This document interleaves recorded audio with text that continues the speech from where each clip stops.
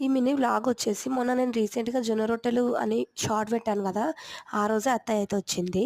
ఇగ వస్తూ వస్తూ మాకైతే కొస్త కారప్పొడి అయితే లేదని చెప్తే ఒక కిలో కారప్పొడిను, అలాగే ఒక 2 కిలోలు జొన్న పిండిను, చెట్టుకైతే కరివేపాకు, అలాగే పిల్లల కోసం మురుకులు, అలాగే మైదాకు చెట్టు ఉంది. ఆకు గూడా తీసుకొచ్చింది. అంటే కాళ్ళైతే బాగా పగిలాయి వేడి ఉందనేసి. మైదాకు వేడికి చాలా బాగా పనిచేస్తుందనేసి తెచ్చింది. అందుకే ఇగ ఆకైతే మిక్సీ పట్టేసి చేతికైతే పెట్టుకున్నాము. కాళ్ళకి గూడా పెట్టుకున్నాను. కరివేపాకైతే చెట్టుది చాలా ఫ్రెష్‌గా ఉంటుంది. మనకిక్కడ రూ. 10కి, రూ. 5కి అయితే చిన్న కట్ట ఇస్తారు.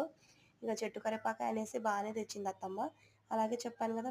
మైదాకనేసి చేతులకు గూడా పెట్టుకున్నాను. అలాగే కాళ్ళకు గూడా పెట్టాను. పిల్లలకు గూడా పెట్టాను.